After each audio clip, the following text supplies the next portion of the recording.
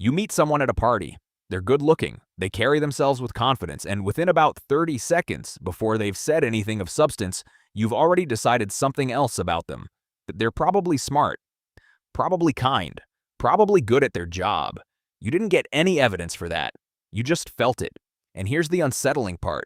That feeling has a name. It's been measured for over 100 years, and once you understand how it works, you start seeing it everywhere.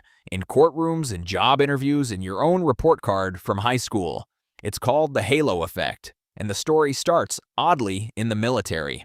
In 1920, a psychologist named Edward Thorndike asked commanding officers to rate their soldiers on a list of separate traits: intelligence, physique, leadership, character. These are supposed to be independent qualities. A soldier can be strong but not smart, or disciplined but not especially fit. But when Thorndike looked at the numbers, he found something strange. The ratings weren't independent at all. If an officer rated a soldier highly on one trait, he rated him highly on almost everything else, even traits that had nothing to do with each other. Thorndike concluded that raters weren't actually judging each quality on its own. One overall impression, good or bad, was spreading out and coloring everything, like a halo around the soldier's whole identity. He named the bias after that glow. For decades, the halo effect stayed a curiosity in personnel psychology. Then, in 1972, 3 researchers, Karen Dion, Ellen Berscheid, and Elaine Walster, ran an experiment that made it impossible to ignore. They showed people photographs of strangers, rated in advance for physical attractiveness, and asked them to guess the personality behind the face. Nothing else. No interviews, no words, no behavior. Just a photo. And the ratings came back stunningly consistent.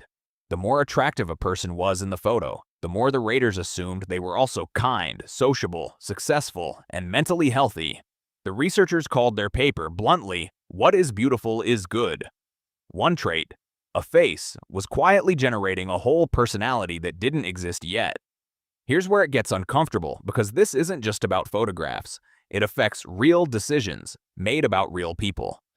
In the 1970s, researchers started testing whether the halo effect changed what happens in a courtroom.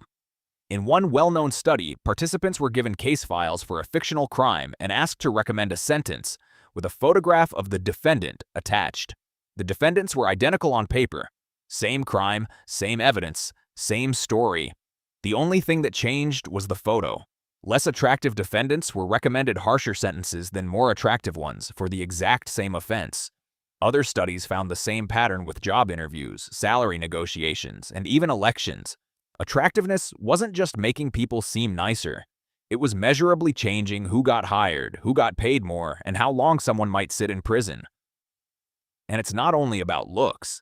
In 1977, psychologists Richard Nisbett and Timothy Wilson ran an experiment that showed the halo effect can be switched on with nothing but a personality.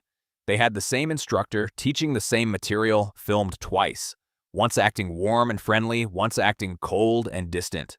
Students watched one version and rated the instructor, not just on warmth, but on his appearance, his mannerisms, even his accent. The students who saw the warm version rated his physical appearance as more attractive than the students who saw the cold version, even though it was the exact same person on the exact same footage. Warmth had leaked backward and changed what people thought they saw with their own eyes.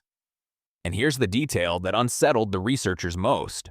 When they asked participants afterward whether the instructor's warmth had influenced their opinion of his appearance, almost everyone said no. They weren't lying. They genuinely couldn't feel the bias happening, even while they were inside it. This is why the halo effect is so hard to defend against. It doesn't feel like a bias from the inside. It feels like a series of independent, reasonable observations. He seems confident, so he's probably competent. She's well-dressed, so she's probably organized. He's attractive, so he's probably trustworthy. Each judgment feels earned, but underneath it's often just one initial impression, spreading outward, dressing itself up as several different opinions.